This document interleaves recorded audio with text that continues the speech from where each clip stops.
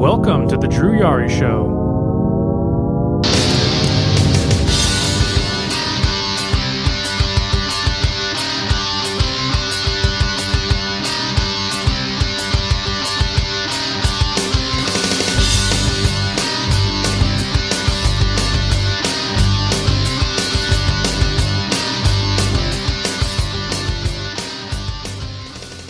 Hey guys, what's going on?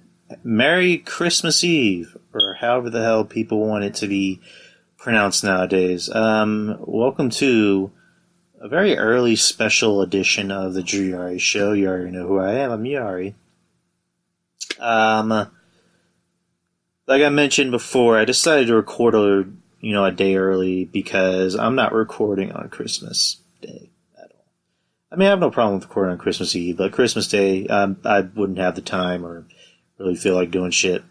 So, I said before I would release this on Wednesday, like, the shows always do.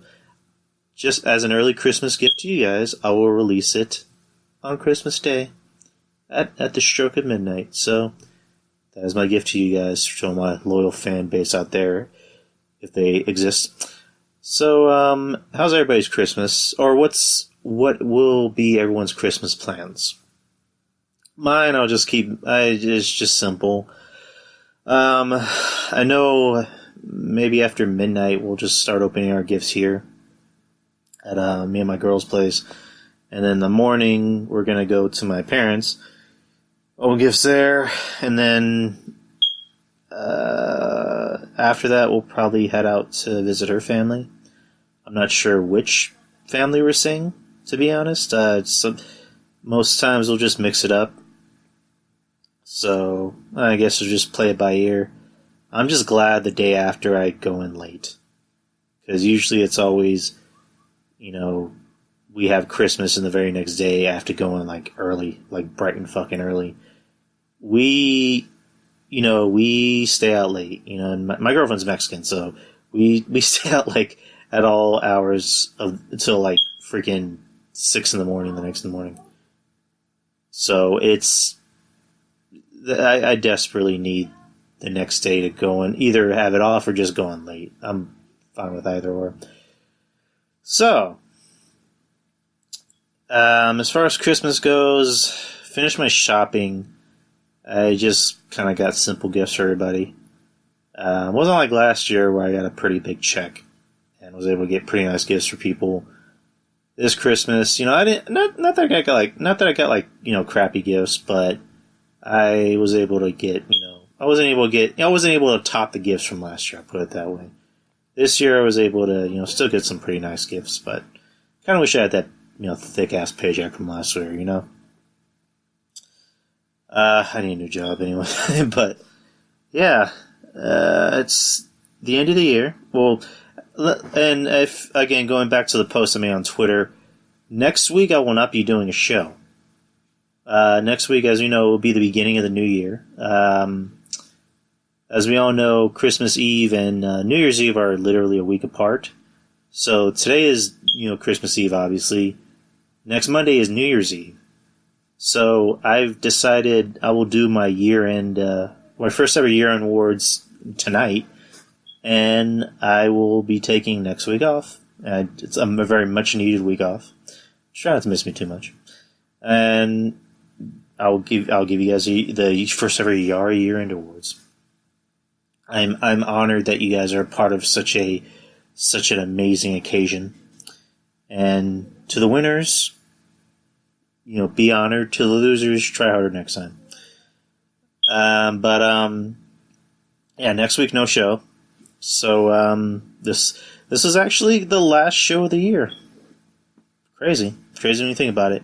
And also on January 15th, it will mark my first full year as a podcaster. And I believe that day falls on a Tuesday, which is when we usually record. So I don't know. I'm not sure what I have planned for that. I mean, I'll probably just treat it like a regular show. I mean, when we get to episode 100, I think that's when we'll pull out the big guns, so to say.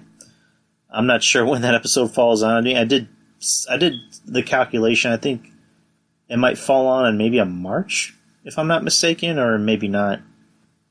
But we'll see about that. So, anyway, if anyone is watching Raw, if anyone really cares, it was Raw was recorded for this week's Raw and SmackDown because this week is Christmas week. So it's not gonna be like last year where it's gonna be like let's have a live Christmas Eve Raw and a live Christmas SmackDown. It's like no, that didn't work at all. So they just decided to go back to what they used to do and just pre-record it. I didn't watch it, but I saw the announcement. Vince McMahon, dressed as Santa Claus, announcing that next year they will be bringing in women's tag team championships, which I'm interested to see how it goes. I'm not gonna be cynical or disrespectful about why do women need tag championships? That's something that's been discussed for quite an awfully long time. I thought when they made the announcement for Evolution that they were going to announce new tag championships at the pay-per-view, but I guess they decided to save it for a rainy day. So they haven't said when it's going to happen. If I had to guess, I would say maybe at next year's Evolution. I mean, that would be the only sensible thing to do. I mean, because the Evolution pay-per-view was a huge success. I mean, a lot of people were looking for it to fail. Actually, let me take that back. A lot of people assumed it could fail because when you look at the women's roster, there's only really a handful of women that are pretty over. But you watch the pay-per-view and we all enjoyed it. I mean, I enjoyed it. I'm not gonna sit here and be innocent. I thought it was gonna fail, but it ended up doing pretty well. It sold out and got a big reaction from the crowd. I mean, granted, Charlotte and Becky, kind of lifted the pay-per-view, on their shoulders. But overall, it was an amazing pay-per-view. So there's more than likely going to be an Evolution 2. This is going to be their new Mania, for women. Evolution Part 2. Or whatever the hell they're going to call it. Anyways, I guess we can start it with entertainment news. I mean, there's not really too much going on in the world of entertainment. Saw Aquaman last Friday. Really enjoyed it. Very fun movie. DC looks like it's starting to step into a better direction for their movies. I mean, I've said this countless times about DC. The direction they're going with their movies, I like it so far because when DC was first starting their universe, Marvel was already they're already way ahead of them. They're already at the finish line, and DC was barely at the halfway mark. So they realize they can't just keep playing catch up, because they put out all these films. They put out I'm trying to think. They put out 2 films leading up to Justice League, and then they bring in Flash and Cyborg and Aquaman and expect you to give a shit about them. So they decided, let's scrap the team-up films for now. And let's focus on our solo characters. Let's build up our universe. So that way, whenever we do decide to make a big team-up movie, the audience is more invested in the characters. Because we already know about Wonder Woman. We've seen Batman on screen for 20 years in at least 5 movies. 5 or 6 movies. In 20 years, we've seen Batman on the big screen for 6 movies.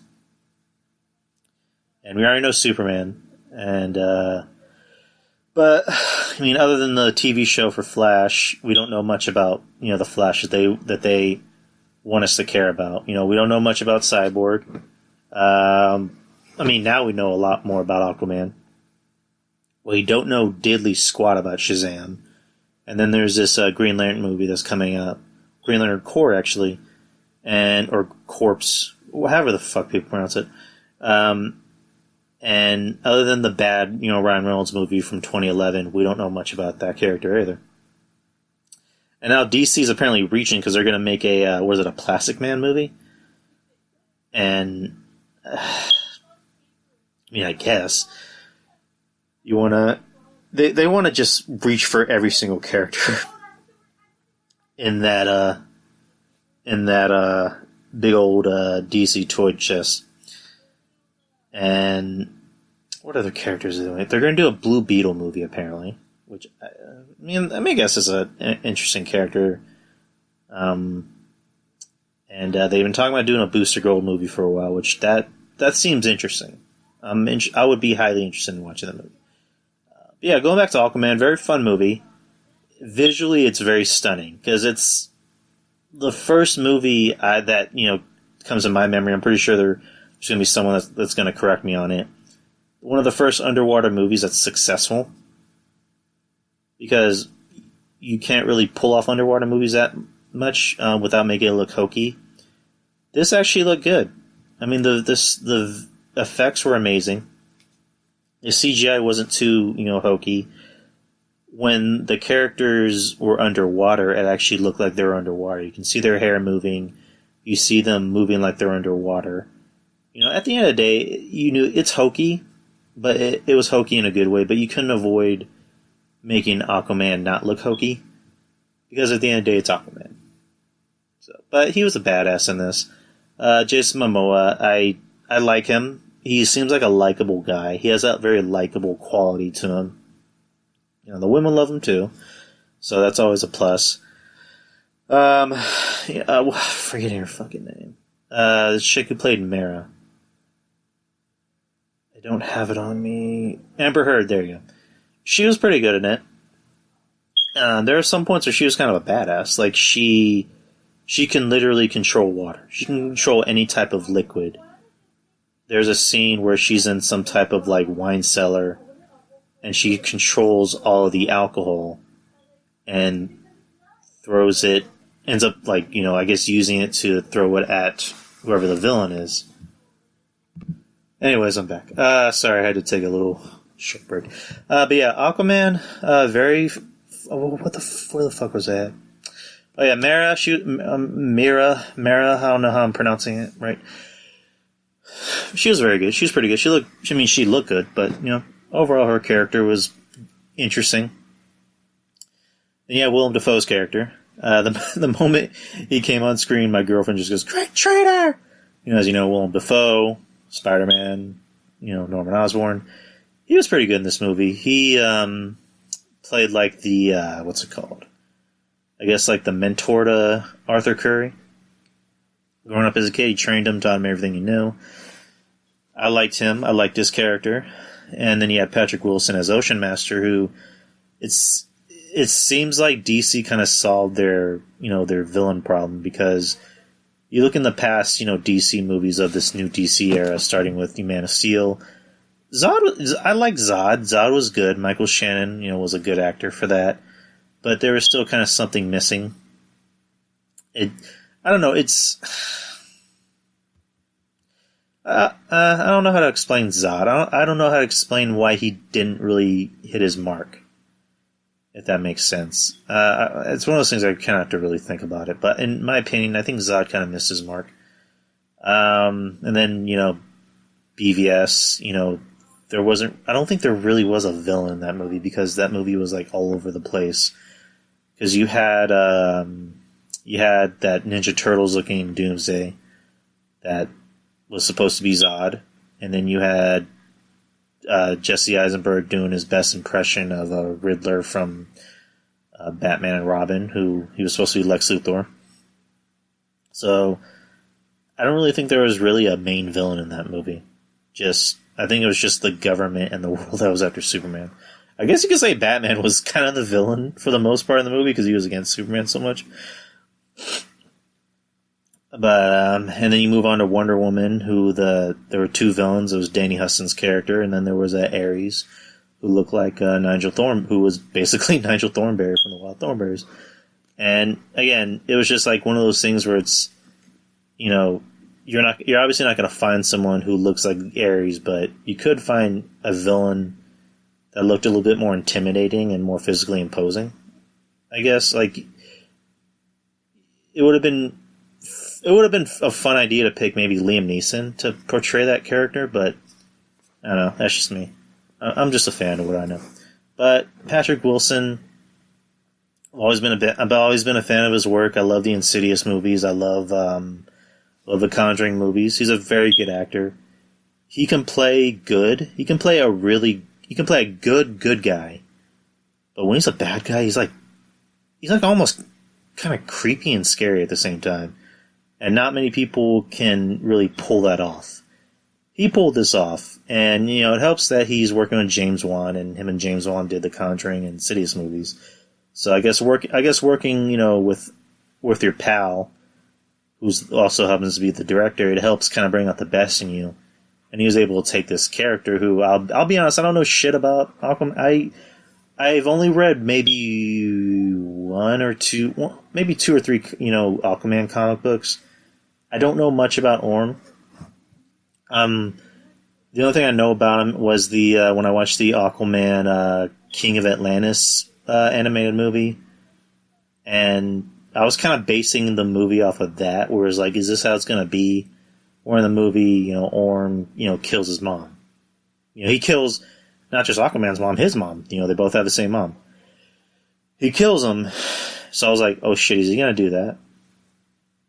So I liked his villain because was he whiny at points? Yeah, he was kind of like someone kind of had an interesting way of describing Aquaman. It was like Black Panther, but in reverse. Whereas Aquaman was... I'm trying to think of this. Aquaman was Black Panther, but, black in the movie, T'Challa was already the king. And Killmonger wasn't the king, but in this movie, Orm was the king. So they both kind of had this deep-seated rivalry. Because in the movie, you hear... It kind of has it has a really nice intro, by the way. Arthur's dad, who's in charge of the lighthouse, he sees, I don't know, I'm going to butcher it, so I'm going to try.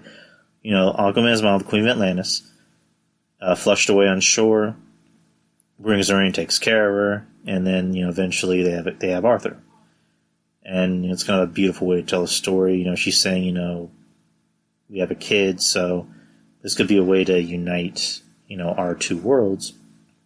And then I guess the protectors of the throne, the King of Atlantis' army, comes in, they come in and say, you're wanted back to the palace for treason. She fights him off. Nicole Kidman looked like a complete badass. I haven't seen Nicole Kidman in anything for a while, actually, but she seems like someone who's just enjoying life. She likes to act, but at the same time, I think she just wants to enjoy life. She seems like the most non-Hollywood person I've ever seen. Ever since she broke up with Tom Cruise, and now she's married to what's his name? Keith Urban, I believe. Yeah, I read that they have a farm. They have a farm, and I'm assuming it's Australia because that's where they're both from. They both have a farm, and they just like to chill and just take care of their farm, their animals, and what have you. But yeah, Nicole Kidman, she was a badass in this. I liked her. She didn't come off as... she was cheesy at times, but overall I liked her character. She has to return to Atlantis, and, she's telling Arthur, I'll be back.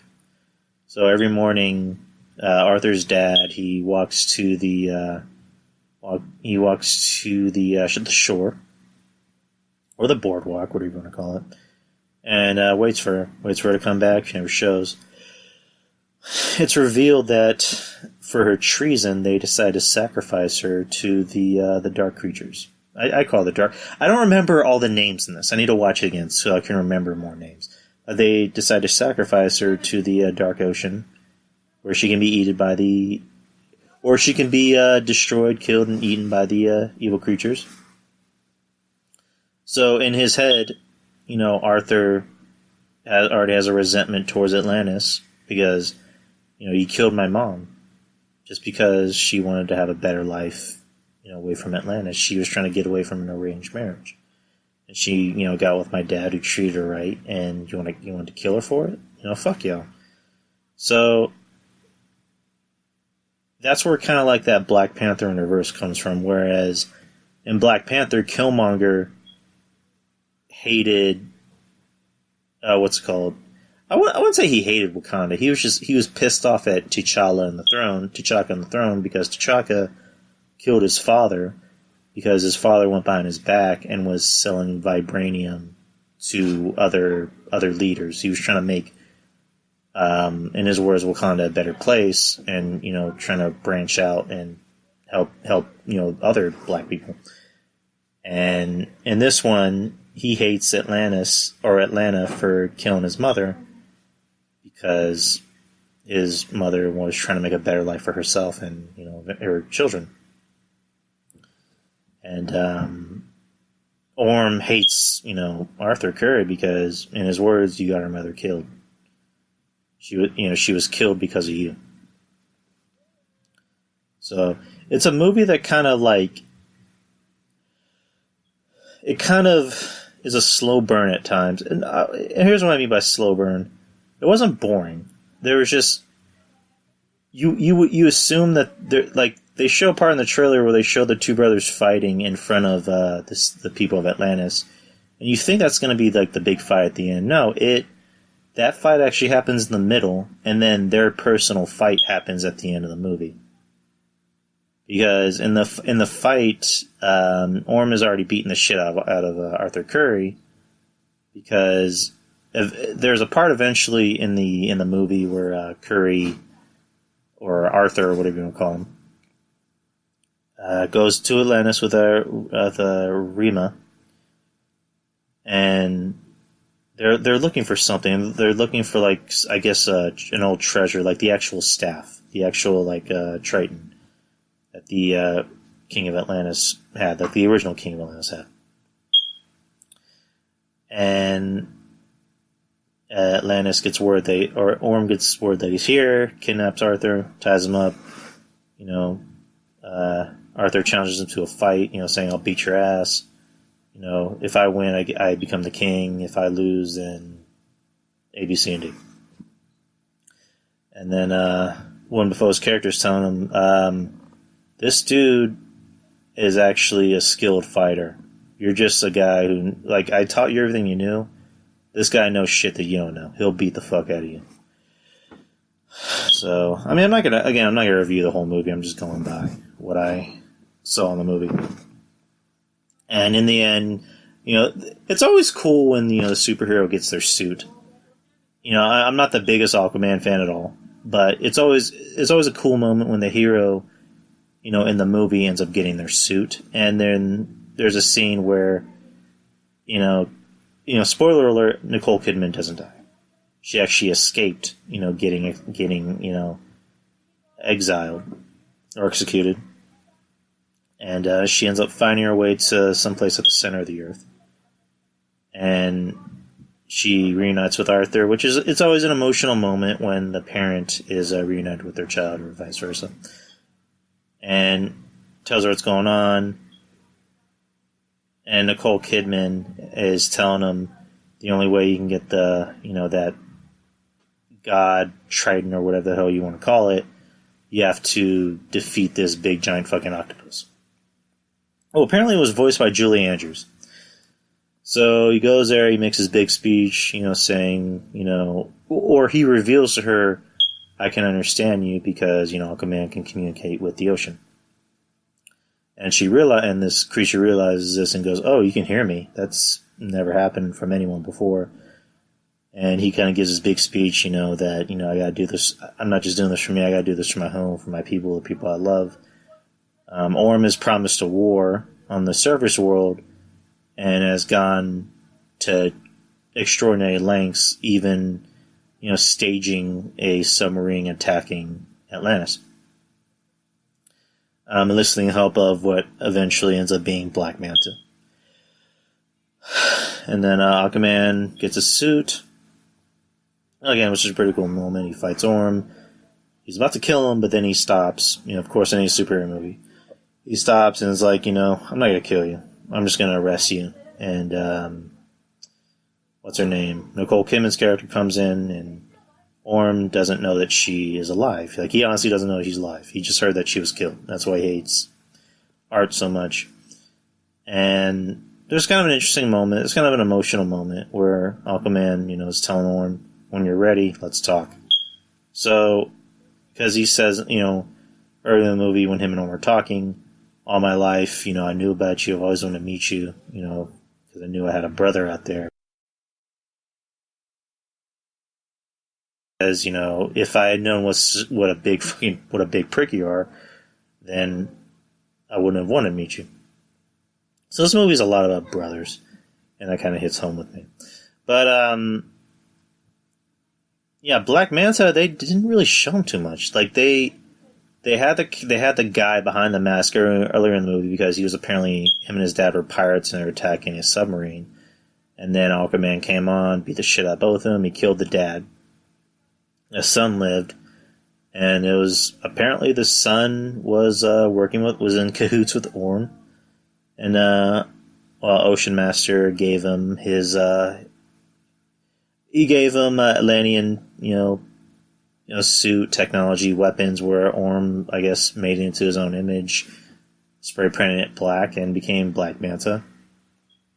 Like, the rays that came out of his eyes were Atlantean weaponry that can only hurt Aquaman. Aquaman can't be hurt by regular bullets or, knives or human knives or what have you. But if it's Atlantean, it can work. Yeah, but Black Manta was only in the movie for about 10 to 12 minutes, and then Aquaman just beats his ass and throws him back into the ocean. That's Black Manta for you. He'll obviously be back in the next movie. I like the movie. I wish they would have shown Black Manta a little more. I would have done without the sexy, lines that Aquaman was trying to use, like, for example, permission to come aboard. I wish Arthur Curry was more of a badass in this movie, because when they show him in Justice League, he's more of a badass. He's kind of like the badass, all-American, kind of like he was almost kind of like a Lobo character in a way in Justice League, where in this movie he's kind of cheesy and hokey at times. I wish they would have referenced Justice League a little bit more. Not to say make the whole movie about Justice League, but reference it a little more. They literally only made one reference to Justice League, and that's it. And the relationship between Rima and Arthur Curry, it seemed like those two had never even met before, where they met in Justice League in that one scene. And that's it. But, that's kind of the few things I didn't like about the movie. I already told you what I liked. I liked, visually how the movie looked. It was stunning. It'll probably get an Oscar nomination just for that. Just for, visuals. I liked that they didn't do the whole, let's kill everybody off that's against Ocean Master. Willem Dafoe didn't die. I thought his character was going to be killed off because, Ocean Master figured, you're siding with the enemy, I'm going to kill you. And, Dolph Lundgren was in the movie, they didn't kill him off, which I thought was pretty cool. So, they're going to bring everybody back in the next movie. There's going to be a next movie. There's a post-credit scene. I'm forgetting his name. I always call him Asian Jim. He was in Ant-Man and the Wasp, where he played a S.H.I.E.L.D. agent. I think that was a S.H.I.E.L.D. agent. And he's in this movie where he plays one of those Alex Jones type character where he believes there's an Aquaman. And I mentioned earlier that Aquaman and Black Manta had a fight where Aquaman literally just beat the shit out of him. Or Aquaman's getting beat, and then eventually gets the upper hand and just literally throws Black Manta into the ocean. And somebody finds Black Manta and fixes his armor. And, Black Manta tells him, help me find, Aquaman, and throws a knife at Aquaman's picture. And that's it. That's literally the post-credit scene. So it sets up another movie. And there's obviously going to be another movie. So, there you go. That's my review on Aquaman. This would work a lot better if I had another person, but I don't. I guess that's really it for entertainment. I'll just dive into my Yari year-end awards, the first ever Yari year-end awards. This is a spectacular event. I am thrilled that you guys are here to enjoy it with me. So I'll just dive right into it. I have a lot I wrote down. What can I start off with? I'll start off with the wrestling portion there. As a matter of fact, I can just do since I was doing them, talking about Aquaman. I'll just go into my movie and TV, awards. I didn't write too much. I just kept it simple. Movie of the year, Into the Spider-Verse. As a matter of fact, I got tied. Infinity War, Into the Spider-Verse. Infinity War, that was a big movie. It was no understating it. It was a big movie. It's huge into pop culture. It was on the cover of GQ as part of the Snap. It is being pushed heavily to be nominated for an Oscar for Best Picture, which I doubt that'll happen. It'll more than likely get like Best Visuals, Best CGI, or whatever you want to call it. It's being put into memes and pop culture that who survived the Snap. And you got Into the Spider-Verse, which I'm trying to mull it over my head. It's not something that was original, but at the same time it was, because you took a movie that could have easily been, that could have easily worked as a live action movie. It would have been awesome if that was a live action movie, but it was an animated movie and it was fine. It's one of the first successful, Marvel animated movies, because Marvel doesn't do too many big screen animated movies. That's usually, DC's thing. DC's usually been thriving on the animated movies, but all theirs are on, Blu-ray and home video. Marvel's focused more on, obviously the live action shit. Sony took a very big risk, with this animated movie, just like they took a very big risk with Venom. And critics weren't too crazy about Venom. The fans like Venom. So Sony decided to take another risk and put out this animated movie, and it worked. And it's by far one of my favorite films of the year. Infinity War was a big movie. And Into the Spider-Verse, I think, is one of my favorite movies of the year, by far, because it's something that was different. It's something that was unique. It's a big payoff for Sony. And again, they took a big risk, and it paid off. It's already got a Golden Globe nomination. It'll more likely get an Oscar nomination for Best Animated Short or Best Animated Movie, and I wouldn't be surprised if it wins. That's just my opinion. Worst movie of the year. Again, I'm just going by movies I've seen. So, worst movie of the year, The Nun. By far, The Nun. It was a letdown, because this is a character that you thought was going to be interesting. Like, it looked like it was going to be an interesting movie, but it was just nothing but jump scares. It was mainly just a combination of jump scares and people constantly walking around at midnight.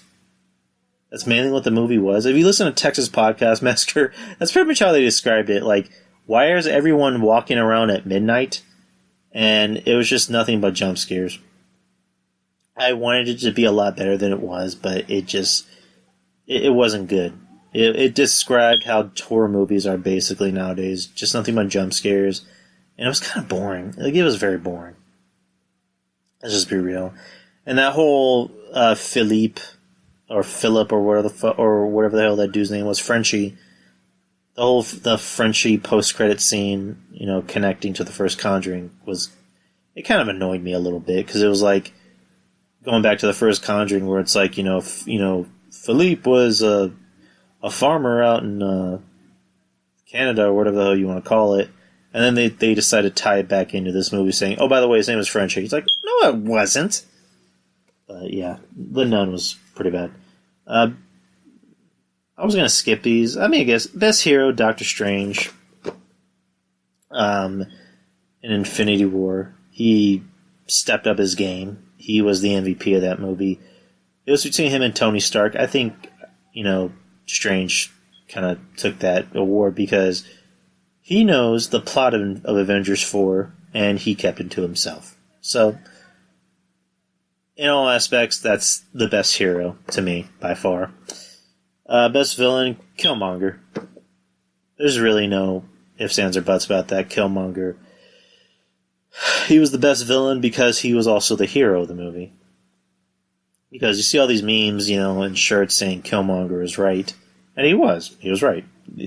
No one's arguing with that. That's what makes a good villain, is that he's sympathetic and that you end up siding with him in some ways. So, there's that. And best TV show of the year. Ooh. Season 3 of Daredevil. By far. Again, I'm basing this off of what I've seen. I don't watch too much television. Daredevil Season 3, I think, was the best season by far. Better than the first season. I think it's on par with the first season. Might even be better than the first season. Vincent D'Onofrio was the man as Kingpin. Did I call him Matthew Cox? Charlie Cox. I actually have a friend named Matthew Cox. Charlie Cox, he is slowly, well, before they canceled the show, he was slowly becoming the best hero in the MCU. And Kingpin, I don't care if they cancel the show, he's the best villain in the MCU. He's up there with Thanos. It'd be interesting to see a interaction with Thanos and Kingpin. Yeah, he's right up there with Thanos. Yeah, that's my choice for best TV show of the year. Daredevil Season 3. Alright, let's get into the wrestling portion. I could start off with who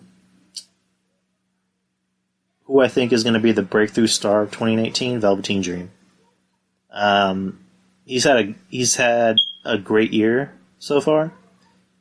Put him on the main roster. There's no way you can screw that character up. I really don't think you can screw that character up at all, because they have a knack for making cool characters kind of hokey. Velveteen Dream's character is already kind of hokey in some aspects, so there's really no way you can screw that character up. You really can't at all, and I don't think Patrick would allow the character to be screwed with.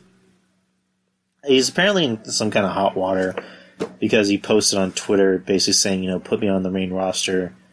I can put everybody out to pasture. I can, be better than most of the call-ups that you have on the main roster. I can, outshine everybody else on the main roster. And apparently he's in trouble for that. For telling the truth, pretty much. So, Velveteen Dream, I'm not sure when he'll debut. Maybe in the Royal Rumble. That seems like the only logical choice. Put him in the Royal Rumble or have him debut after Mania. One of those two will work. Breakout star Elias, hands down. He's had a great year. He took a gimmick from NXT where he was the Drifter. I'm not sure what a Drifter is supposed to be, but he was a Drifter. And a lot of people said, he had the worst gimmick in NXT. He gets put on the main roster and I don't know if they toned down the Drifter gimmick or if they just made it better, or if he made it better himself. Because I don't know what type of say he has in his character. Because he could have easily been the guy that goes there and being like, hey, I'm in Milwaukee, and I hate Milwaukee. Milwaukee's full of dumb people. It seems like he has a lot of say in his character. I'm sorry, if you guys hear any noise, that's my girlfriend's cousin. Her kids came over, and they're pretty loud. So if you can hear that, my bad. But Elias, I think he has maybe some creative control in his character, because based off of how creative has been this year, there's no way they can make someone that cool. So Elias has had the best year. I'm hoping he has a better year next year, because it's about damn time you need to let this guy win. You need to let him win feuds, because it's getting to the point where he's starting to become Bray Wyatt, where he gets super over in a feud, he gets a lot of momentum, and he loses. By the way, where the fuck has Bray Wyatt been? He posted some weird cryptic message where it has the caption "Elite" and it goes, "I'm here, are you?" And I like that. I'm not sure where it's going. I'm not sure where Bray Wyatt's going or what the hell he's going to come back as. But, we're not talking about Bray Wyatt. We're talking about Elias. Elias had the best year so far. But, if you're gonna push them, push them. Don't just make them look like Bray Wyatt. The Go Away Award I made myself. Bobby Lashley. I'm sorry? Yes. It's fine. I already let everyone know if you can hear a noise. Because they're watching wrestling. It's fine. It is what it is. I can't control it. That was my girlfriend. She walked in. Yeah, she was asking me, are they being too loud? I'm like, it is what it is. They're watching Raw. Oh, yeah, the Go Away Award. Bobby Lashley. He sucks. Bobby Lashley sucks. Just like the Elias song, Bobby Lashley sucks. He needs to go away. The guy gets no reaction. He's terrible on the mic. He's not a very good wrestler. His weird vest that he's wearing, he looks like a Chippendales dancer.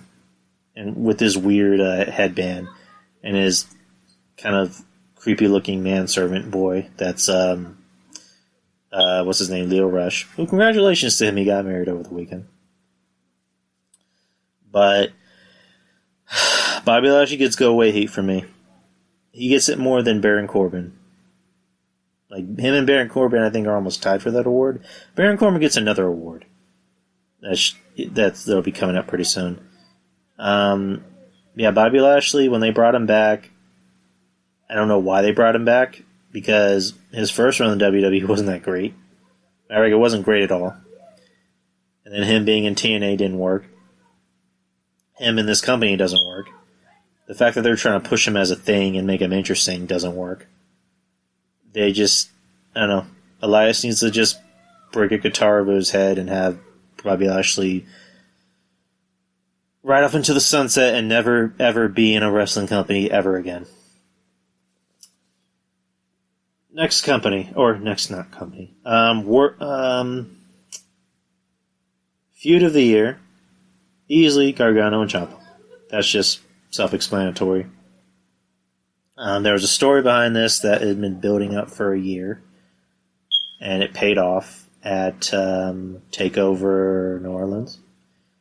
And it didn't wear out its welcome too much. It kind of hit its mark, because this is the type of feud that it had to work in threes. I mean, the crowd seemed like they enjoyed it, but the crowd seemed like they enjoyed it. I enjoyed it. It paid off just the way it should have. It didn't try and go over more than once. Ziggler and Rollins, which is actually my worst feud of the year. Ziggler versus Rollins. They main evented a pay-per-view that the audience did not give two shits about. On paper, this should have seemed like a good feud, but it was no more than just a really good. It was no more than just a pay-per-view that should have been on Raw. This match should not have been main evented a pay-per-view. But then again, who else is going to main event that pay-per-view? I really have no other words to describe this feud. It was just boring and stale, and in a way, it kind of exposed Rollins in some ways. But we'll get to that later. Pay-per-view of the year. I was kind of going over my head. Who am I going to choose? Am I going to choose Evolution? Which I've said Evolution was the best pay-per-view of the year. I think TLC, might be up there. Because TLC actually wasn't bad. It had 12 matches, which is just like, ugh.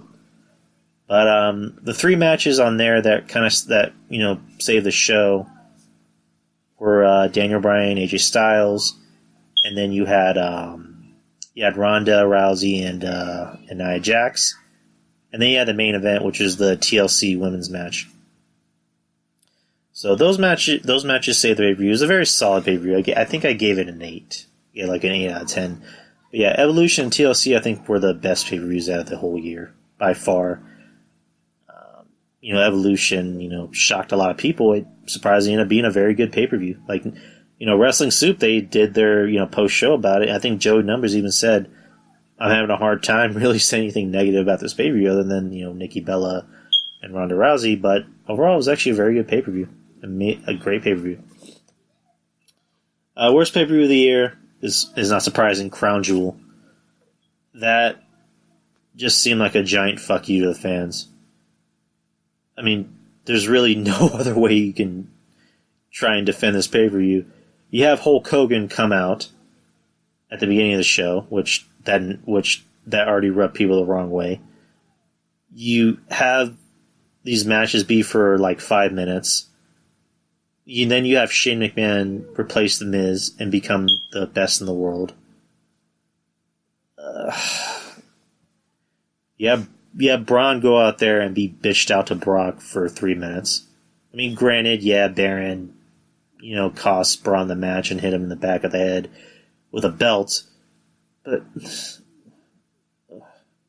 And then the main event ends up being, 4 old dudes. Which, again, we know the point of this crown jewel was that they wanted to see the superstars from, the Attitude Era. Okay. But why did it need to be a part of a big storyline that took place on the, main show here in the States? All in all, this is a terrible pay-per-view. I can't... I think I enjoyed it for the wrong reasons. Other than the fact that it was so terrible. It was so terrible that it was almost laughable. Moving on. What can I start with? Underrated superstar Mustafa Ali. I've gotten to see a lot more of him. His match with Cedric. I almost call him Cedric the Entertainer. Cedric Alexander at Mania. I thought it was a great match. I thought maybe that was probably the best match of that whole WrestleMania. I dig his entrance, his Sub-Zero from Mortal Kombat entrance. I like it. I love it. He had another match with somebody in a pay-per-view. I'm trying to think of who it was against. I think he had a match with Buddy Murphy. Did he have a match with Buddy Murphy? No, he didn't. He was on the main roster. He's now officially on the main roster for SmackDown. He had a great match with Daniel Bryan. He ended up pinning Daniel Bryan in a tag match with AJ Styles. So that shows that they think really high of him. Is he going to be a future world champion? No. I pitched the idea a while back of, here's 2 scenarios you can have for Royal Rumble. You can have Mustafa Ali versus Daniel Bryan in a match for the WWE Championship. Or you can have a Fatal 4-Way with AJ Styles, Almas, Daniel Bryan, and Ali. So, both seem like good matches. If you're really trying to push Mustafa Ali, in the eyes of the casual wrestling fan, have Ali versus Daniel Bryan at Royal Rumble. That seems like the better idea. Where did my list go? Overrated. Oof. This probably isn't going to sit well with a lot of people because overrated had 2 choices. Cody Rhodes and Seth Rollins. Cody Rhodes, just for the example of just in the eyes of, the diehard, wrestling fans that love the Elite, that wear their really tight Elite Bullet Club shirts, Cody Rhodes can do no wrong. He's God. And just, I never had a problem with Cody Rhodes, before all this shit began with him and the Soup Guys. And I love the Soup Guys. I defend the Soup Guys. I love Joey. I love John. I love Mish. I love DTKC. I'm going to defend those dudes. Those are my dudes. And, they went out of their way to help me. Mish went out of his way to help me. He was on the show. Without hesitation, he said, yeah, sure, do your show. Same thing with John. I've yet to have Joey on. I'd love to have Joey on. And, Cody, just for whatever reason, just decided to shit on those guys. And before then, they never had a problem with Cody. And then this whole all-in thing, I think just kind of was a big dick-sucking fest. Where, Cody, I think he made a comment saying all-in was a love letter to the wrestling fans. It's just like, or the wrestling industry. It's like, dude, you're basically just blowing yourself. He's become the new Triple H of the independent circuit. I mean, let's just face it, Cody Rhodes is an okay wrestler. When he was in WWE, he was an okay wrestler. He wasn't lighting the world on fire. He was just an okay wrestler. comes to the Indies, and does the smart thing of latching himself onto the Bullet Club, the Young Bucks, Kenny Omega. All in all, this isn't me being a hater. This is just me telling the truth. He got that fame in the Indies because of his dad, because of his last name. It's not hating. It's just pointing out a fact. But then again, people don't like facts. But Cody has become overrated because of his antics, because of how the public views him for being a lot better than he actually is when he's just an okay wrestler. He's overrated. Seth Rollins has exposed himself an awful lot this year. When you look at his matches, they're kind of the same match. He dives outside, then he dives outside again, and then he kicks someone. And he does a suplex off the top rope where he goes into another, Falcon Arrow suplex. Does a frog splash. Does a curb stomp, which apparently that's being banned again. And then he does a move that he stole from Kenny Omega. And that's it. I mean, we'll delve into why I think he's been overrated, later on in the list. Which, I think you guys have a feeling what I picked, for worst match of the year. Oh, we're already getting to the best parts. Shit, what the fuck? I'm like... Okay. Wrestler of the Year. I'll just get into it. Wrestler of the Year, AJ Styles. That's just me. The guy held the belt for the majority of the year. He lost it, before the year ended, but he had been champion for over a year. Or actually, a year, actually. He had the best matches on the card. Worked his ass off, did whatever the company told him to do, and it paid off. He is the most liked guy backstage. You never hear anyone say too many bad things about AJ Styles. I'm an AJ Styles mark, so I'm biased. I'll defend him. But, AJ, best wrestler in the company. Him and Daniel Bryan are the best wrestlers in the company. There really are no ifs, ands, or buts about that. Male wrestler of the year, AJ Styles. Hands down. Female wrestler of the year. I love Becky Lynch, but she's only been over for 4 months. So I'm just gonna be realistic. Ronda Rousey is the female wrestler of the year. She debuted at the Royal Rumble. Then she, in her first match at Mania, she actually had a very good match. And let's look at her other matches. Her first championship match was against Nia, and that was actually a very good match. She had a match against Alexa Bliss at SummerSlam, which was predictable. Because nobody was going to believe that Alexa Bliss is going to have any offense against Ronda Rousey. Let's just be real. And then she had then she had to defend her title against Alexa Bliss, which, again, why did they make that a competitive match? She had a match against Nikki Bella, which it was not a very good match. It wasn't terrible, but it just wasn't very good. And that falls on Bella. She had probably her best match in the company against Charlotte at a Survivor Series, where the whole point of that match was, let's put women, not just as women, but as actual competitive, athletes. And let's just have them go out there and beat the shit out of each other. And that's what made the match that's what made the match the best match it was that they were just beating the shit out of each other, and i.e., Charlotte ended up beating the shit out of, Becky, or not Becky, but Ronda at the end of the match. And then most recently at TLC, Ronda, and Nia had, one of the best matches of the night. I would say probably the second or third best match of the night.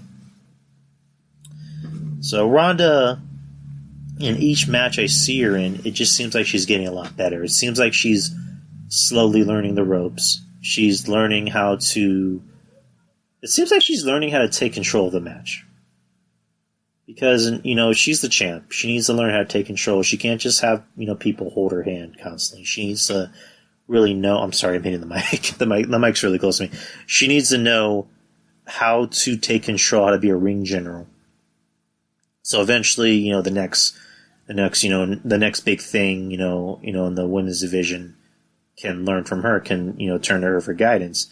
And she seems like she's getting it. She seems like she genuinely wants to get it, and she's not just here for a paycheck. She does seem like she is here to get better and be, not just the best woman, not just the best female wrestler now, but of all time. And she might just get there, So, yeah, that's why she's my choice for female wrestler of the year, and not Becky. And I love Becky, but Becky's only been over for 4 months. I'm just being real. I'm being realistic, guys. What's the next part of my list? I have this big old thing of notes. Match of the year. Gargano versus Almas at TakeOver Philly. That match just had better ring psychology. It had countless false finish after false finish after false finish. The Philly crowd is, I think, what helped. Philly crowds can either make or break a match. They will let you know if they hate you or if they love you, and they love the shit out of Johnny Gargano. And Almas looked like a superstar after this match. Because before then, Almas was basically a very bland, kind of Alberto Del Rio-ish type of guy. But this match really helped. It really helped solidify his status, in NXT and also in the company. Well, mainly in NXT. And Zelina Vega did a great job in the match. The best part of the match is when she's, costing Gargano the match, and then Candice LeRae, who's Johnny's, real wife, comes out and just beats the fucking shit out of Zelina. And not just beats the shit out of her. No, she says, I'm gonna take her ass back to the witch and beat the fuck out of you, bitch. So... And I was actually getting hyped in that. I was getting pretty emotional because I wanted Johnny to win. But Johnny didn't win. And it was kind of emotional. He didn't win. I was kind of getting a little choked up because I wanted him to win. And then out comes Ciampa and hits him in the back of the head with his crutch. And the whole crowd fucking hated Ciampa for that. They were calling for his head. Like, how dare you come out and attack your friend? But that was my choice for match of the year. What's next? Worst match of the year. Ambrose versus Rollins at TLC.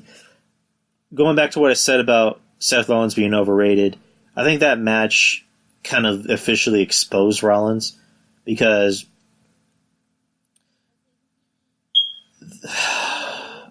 I'm about to burp. Sorry.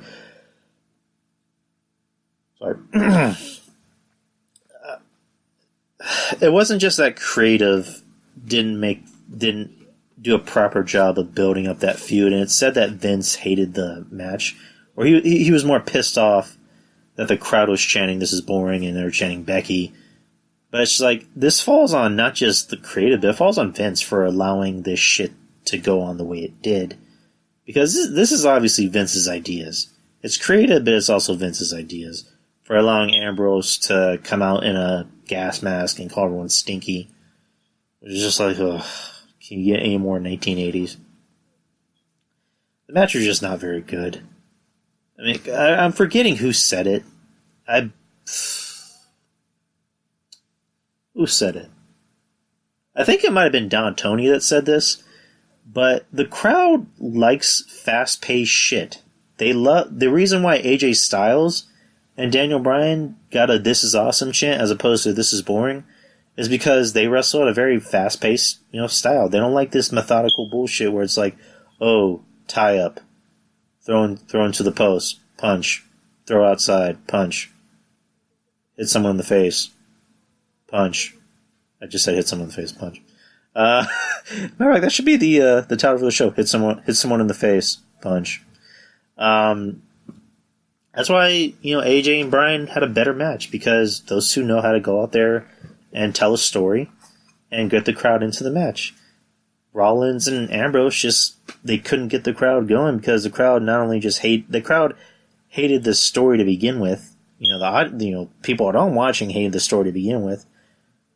And, credit to John Draper. John Draper, when we had him on the show a while back, he said it just seems like the crowd is very uncomfortable with the storyline because, you have Roman come out and, say, pretty much say, hey guys, I'm I'm pretty much dying. I have a disease where I might not even be able to come back ever. But they're gonna go with the storyline anyway, so I gotta go. Bye.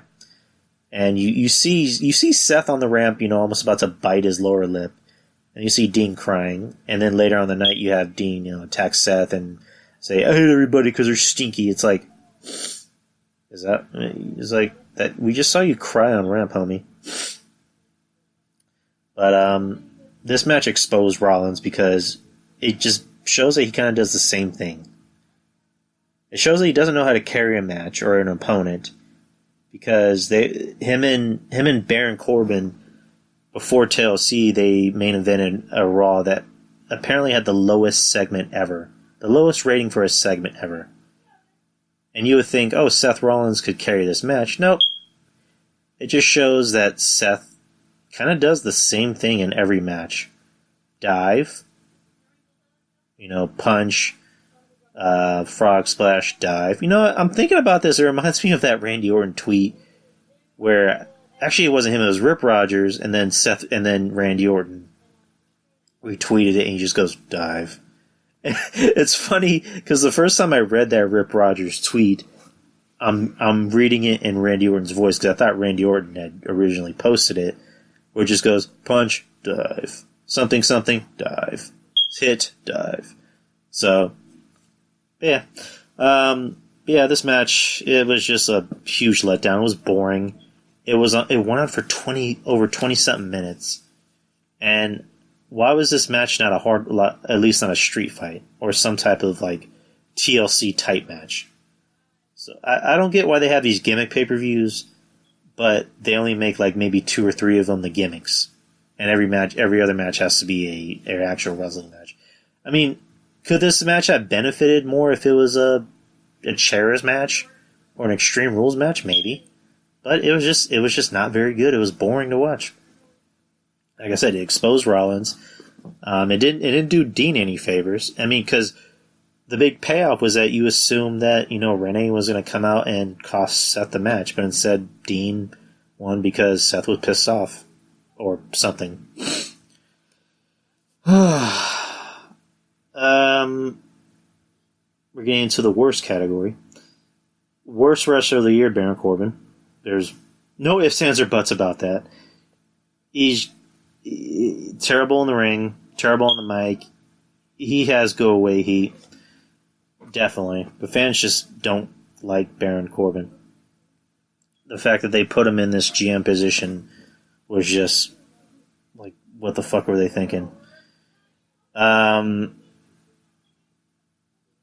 glad he's gone. I mean, he's obviously not gone. You wish he would be gone, but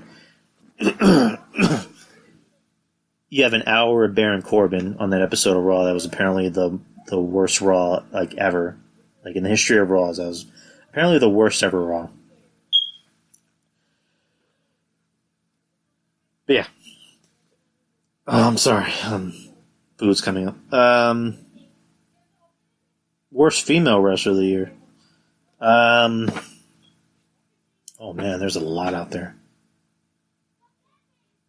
I don't even know.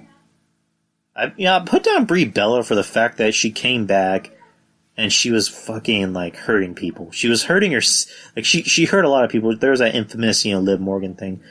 I don't even know. To be honest, I don't even know who could be the worst female wrestler of the year. There's a lot out there, which kind of brings me to a segment that I've never done on the show before. I decided to do my own bus flip to kind of end out the show. Because I had an award on here called Future Endeavors, and I put Nakamura. But, I've decided, to kind of close out the show, the last show of the year, I've decided to do my own bus flip, as those would call it. Starting with the Raw roster, Akam from AOP, bye.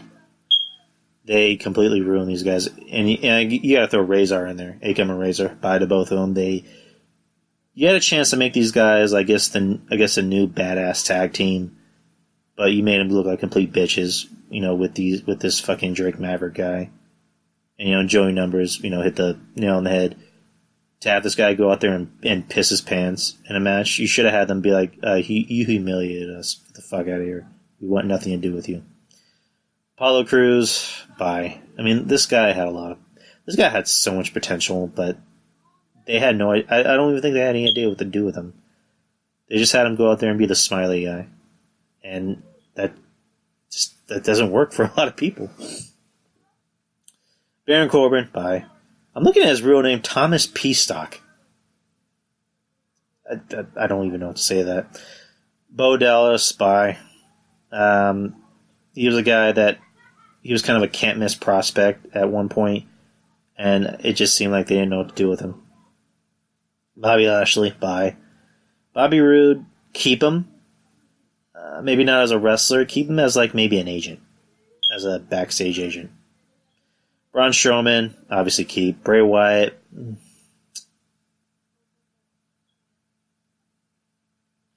I would like to say bye, but then there's that part of me that wants to see what they can do with him if they bring him back. Yeah. Keep Bray. I have a soft spot for Bray. Brock Lesnar, obviously keep him as an attraction. Just take the belt off him. Never put a championship belt on Brock ever again. Just keep him as an attraction. Keep him as a guy that can come back and feud with somebody, the next big monster they're trying to push. Chad Gable, keep him. Put him on 205 Live. I think he can benefit from being on 205. And being on 205 Live isn't exactly an insult anymore because apparently the show's gotten better. It's just, from what I heard. It's become the new NXT. And I like Chad Gable. I think he's kind of like a mini Kurt Angle, which kind of, it seems weird to say because Kurt Angle's a small guy, but Chad is kind of like a smaller Kurt Angle. And I enjoy his wrestling. I enjoy his character. He's actually very charismatic. He's very entertaining to watch and to listen to. So keep him. Kurt Hawkins, smile you later. Curtis Axel, smile you later. Should have been gone a long time ago. Dash Wilder, I guess Dash and Dawson for the revival. Put them back in NXT. They were a lot better in NXT. You put them on the main roster. As soon as they got put on the main roster, one of them got hurt. And then as soon as they got back together, the other person got hurt. So, I don't know. I would say put them back on NXT. There are a lot of guys on this list that I see that either cut them or put them on NXT. So, Dean Ambrose.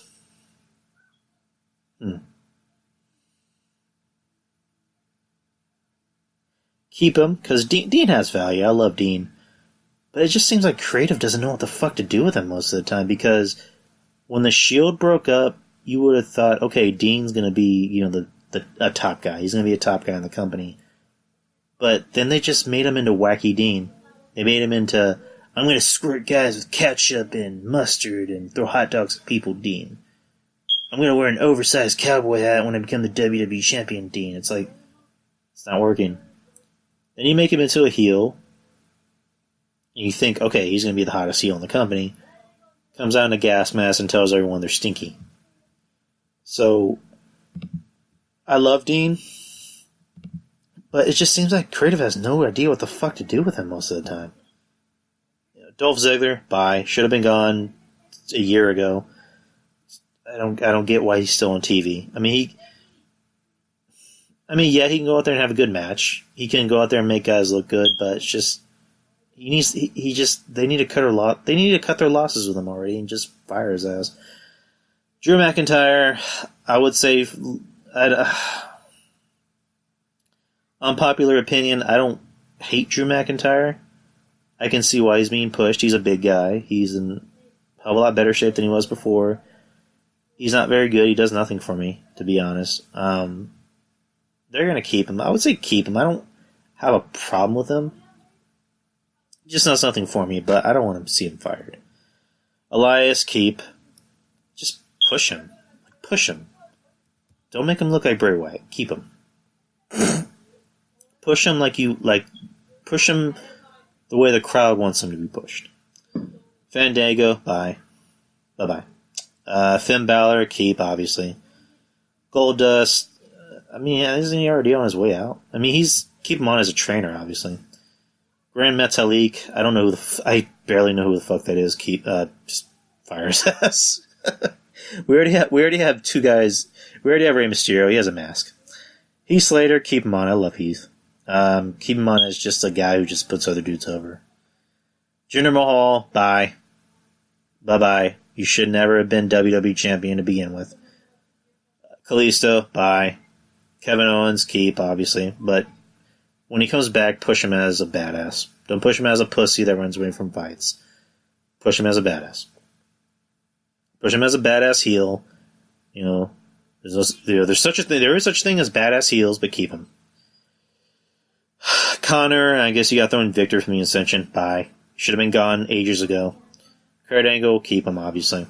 Lince Dorado, I barely know who the fuck that is. But I'm just going to say bye. I don't know who the fuck that is, but fire his ass.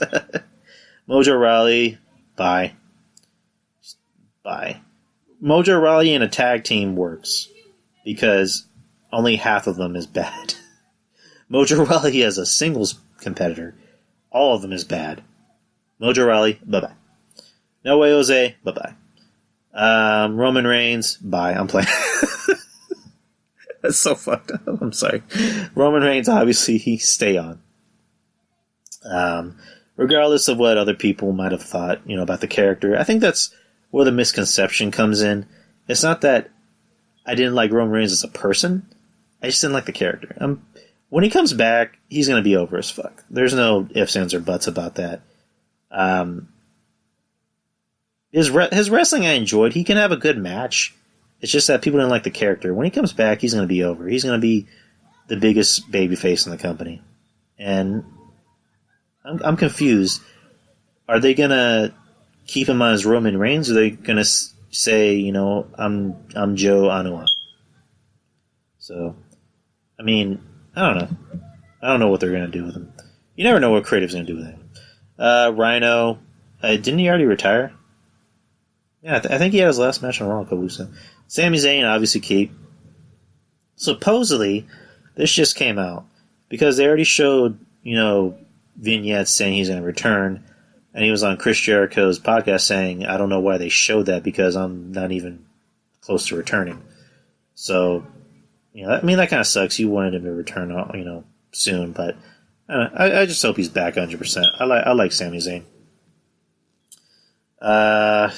Seth Rollins.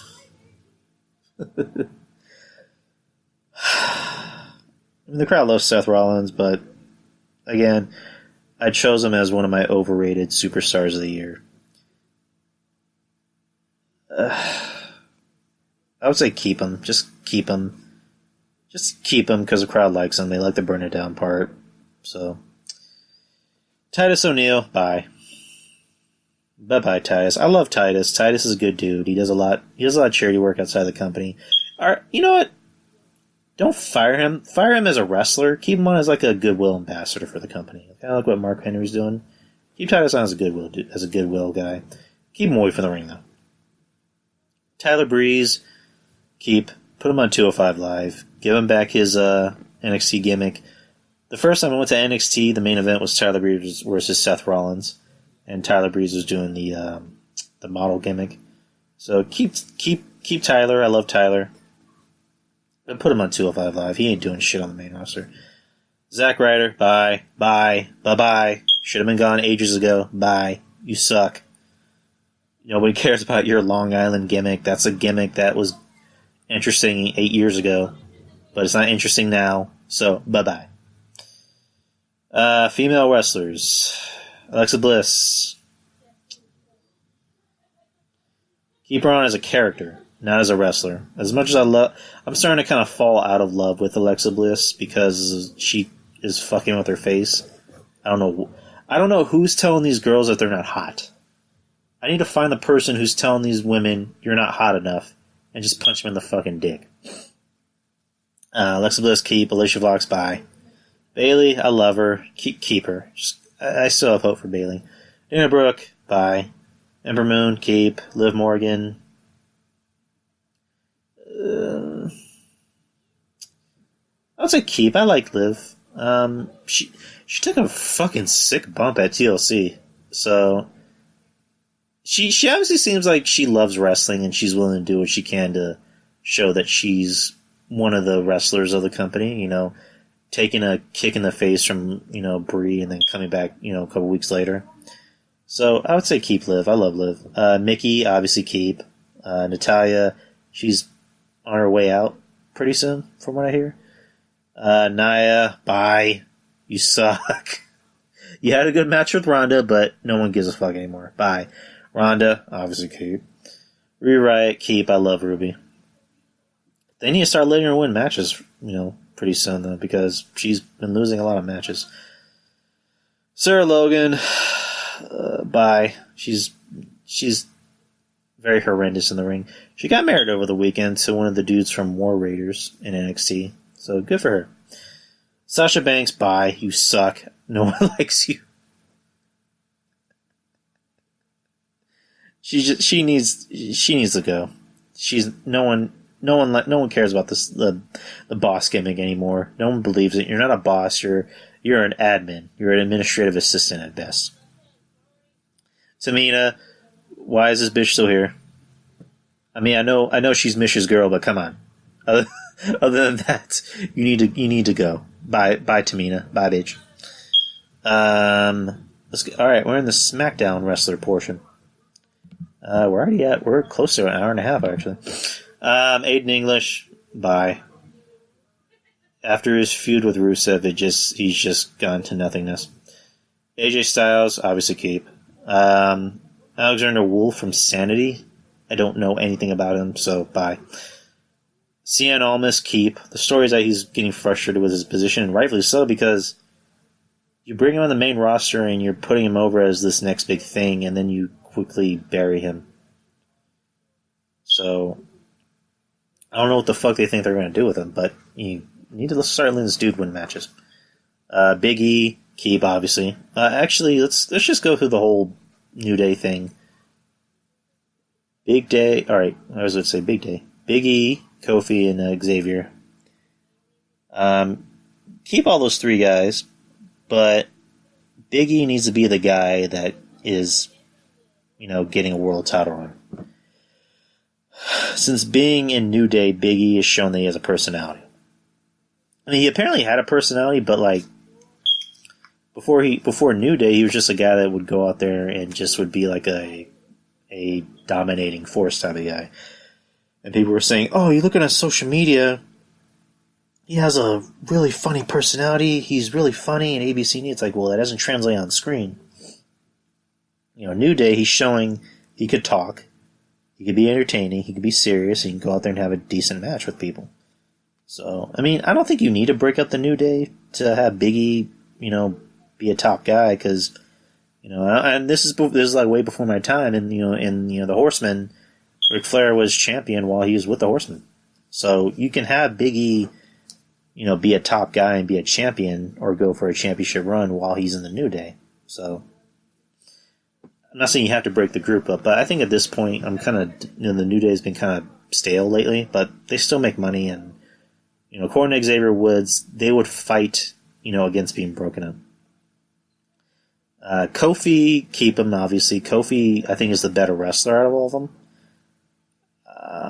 I think Kofi maybe deserves a championship run too. He's, even before the New Day started, he never really had a championship run. I mean, he had that feud with Randy Orton, which supposedly Randy Orton kind of sabotaged, his run that was going on. And again, Randy Orton kind of, sabotages a lot of shit. Xavier Woods, I prefer Xavier Woods more as a mouthpiece than a wrestler. He's not a terrible wrestler, but if you're going to give him a singles push, make him, if he's not a part of the New Day anymore, let's just say the New Day broke up, I would say either put him as like a manager or an announcer. That's just my opinion. And they're not going to fire Xavier Woods because of the up, down thing. To me, I think that's giving him a job for life in the company. Because it's WWE owned. I mean, granted, it's his show and he can do and talk about where the hell he wants, but obviously the guests are in the WWE and they're WWE approved. All three of the New Day guys keep. Biggie, I think, has more potential being a champion, having a world title run outside of the group. Big Show, at this point, Big Show can do whatever the fuck he wants. He's just there to get paid and look good, I guess. Cesaro, keep, obviously. I like Cesaro. Daniel Bryan, keep, obviously. The Cologne guys, fire, bye bye.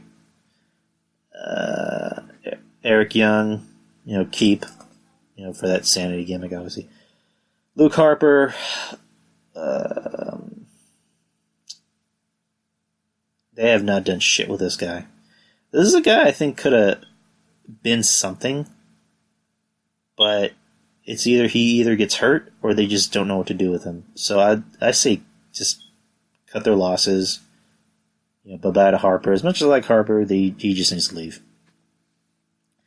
Jeff Hardy, obviously keep, because he has name value. The Usos, obviously keep, but they need to do something with them, because they're slowly starting to get to that, bye-bye status, where they were pushing them like a motherfucker for a year, and then they lose the tag titles, and they're just nothing. They fade into nothingness.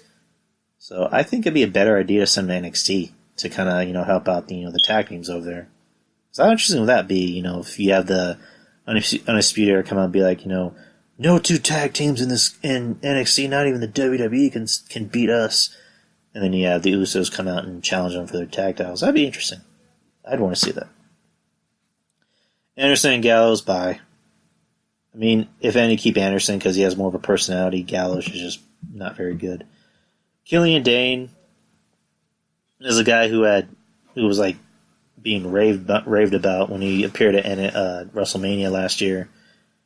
But I haven't seen enough of the sanity gimmick to really judge it. But I don't know. I don't know much about him, so I guess keep him. The Miz, obviously keep. Mustafa Ali, obviously keep. R-Truth. R-Truth has a job for life. He's not a guy that's going to go out there and light the world on fire and give an amazing match like he's Roderick Strong.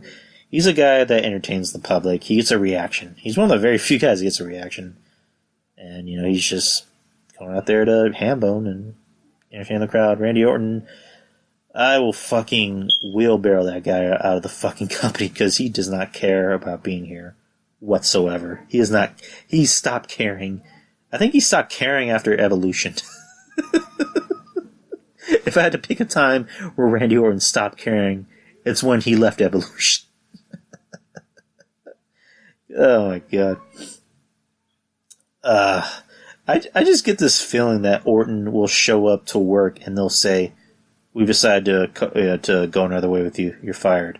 And he'll just be like, "Okay," and then just walk out and go bang his hot wife. That's pretty much the life of Randy Orton.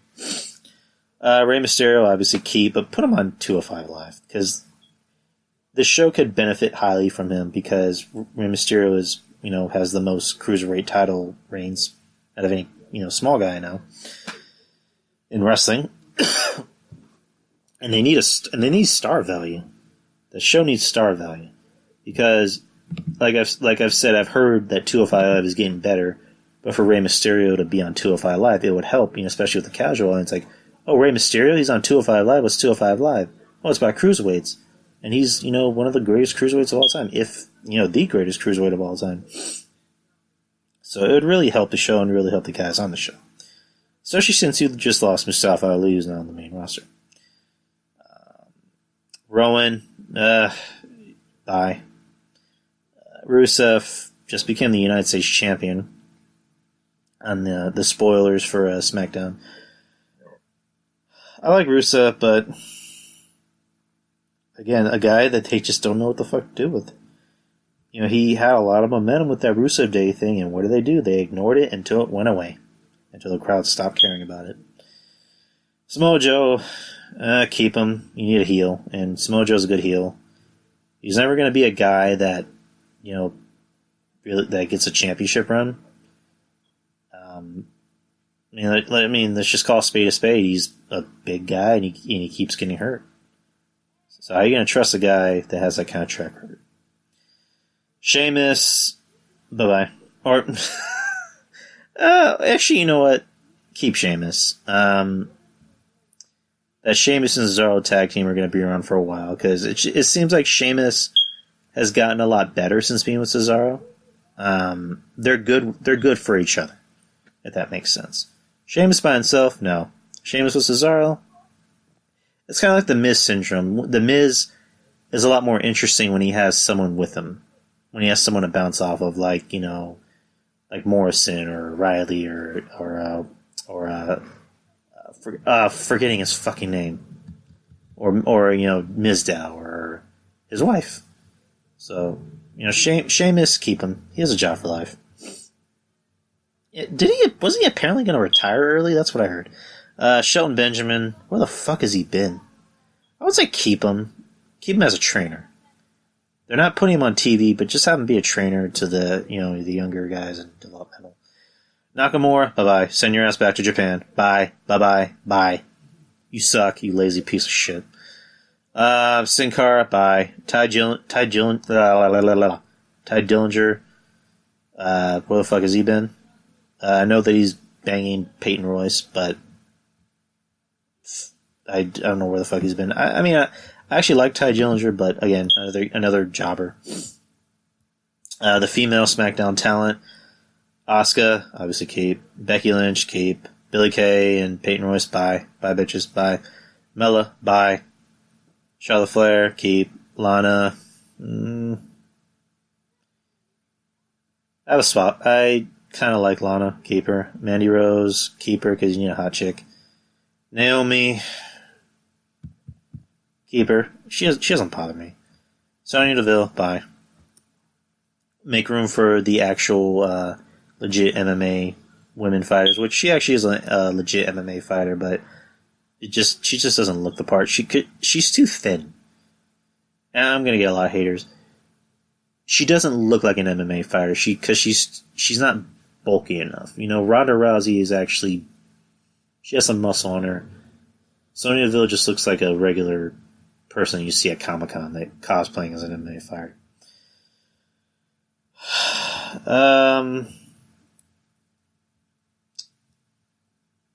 Yeah, that's pretty much everybody. That's everybody on the main roster.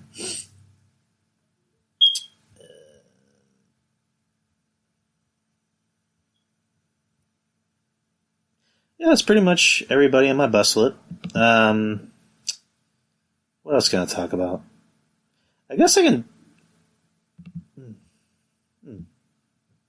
I was gonna say, can I talk about the Road Warrior animal thing with Becky Lynch? I guess I can close it out with that. Let me just pull it up real quick.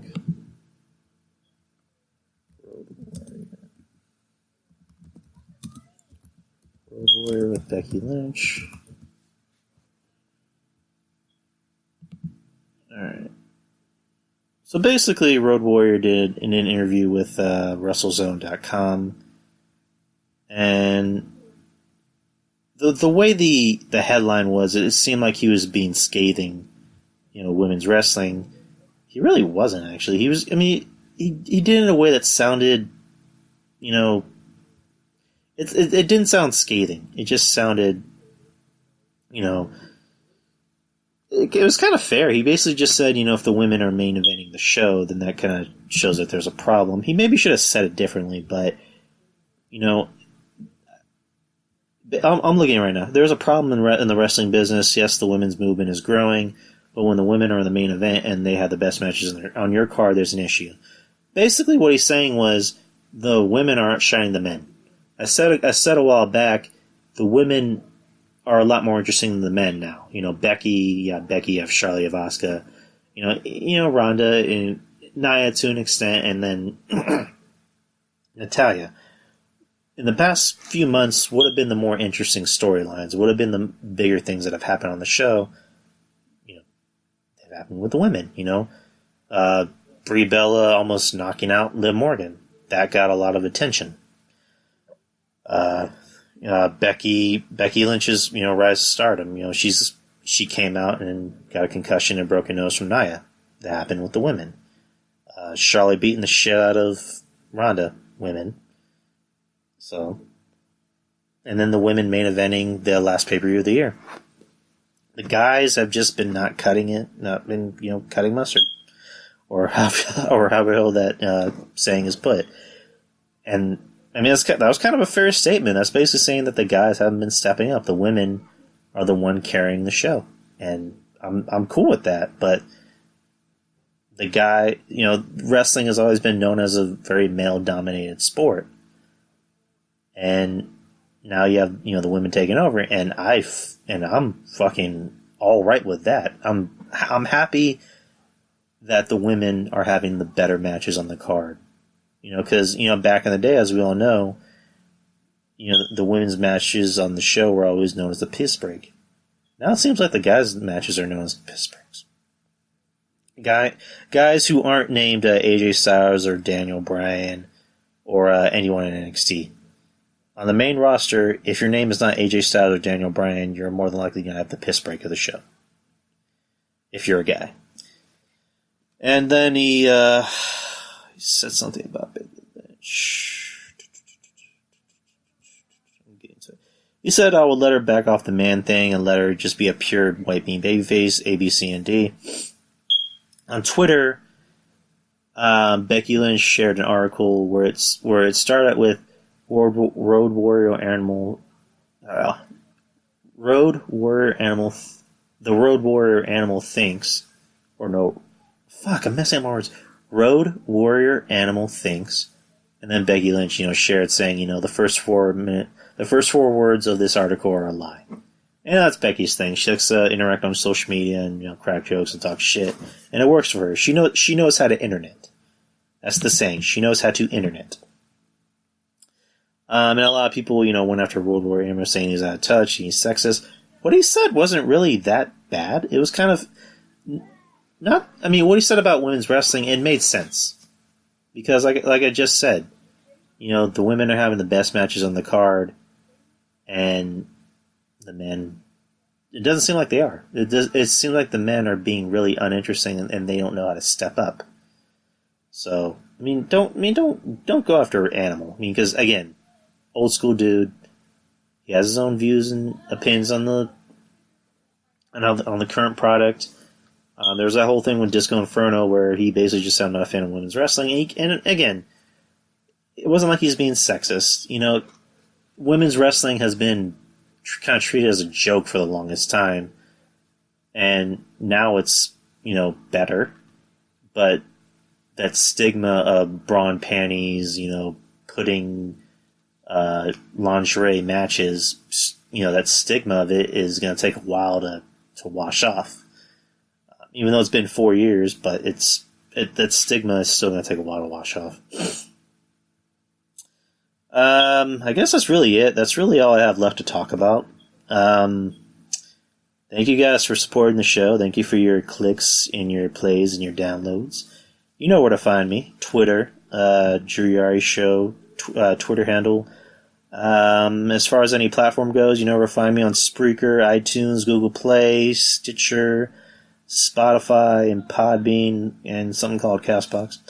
And you can also find me on YouTube, Drew Yari Show. Shows every Wednesday. Unlike the special edition show, you'll be getting this on Christmas. No show next week, but obviously I'll be back the week after. And then January 15th, like I said, is going to mark my 1 year anniversary of being a podcaster.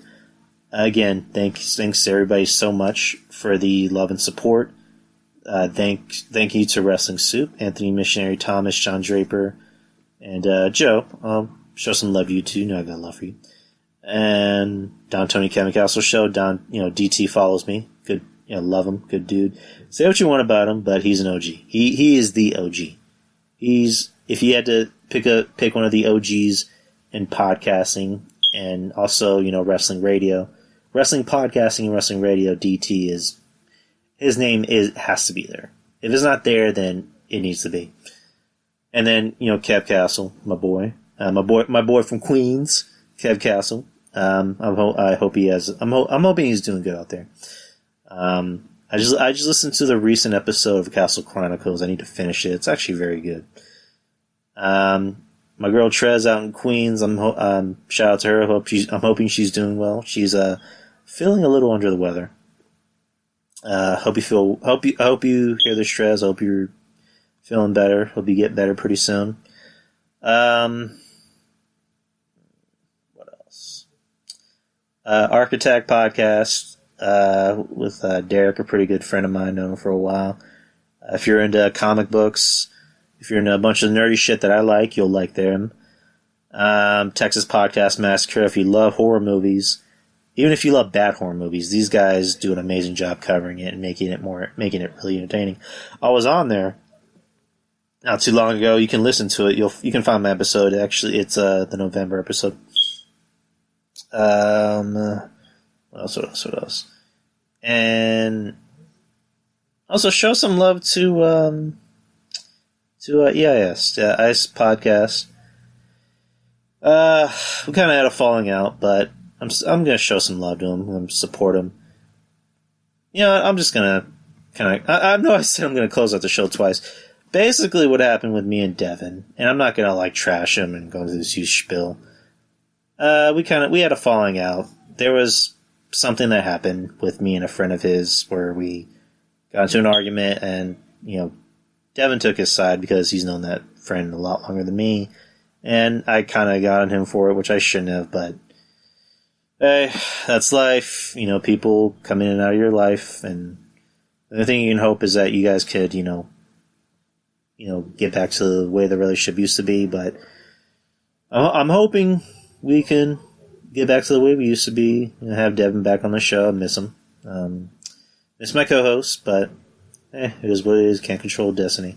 Or not destiny. It sounds kind of douchey, but you can't control how shit goes. But, Happy New Year's, or happy holidays, guys. Have a great Christmas tomorrow. And also Happy New Year's, because, again, I won't be here from you guys until the week after New Year's. So, appreciate you guys. Love you. And, laters.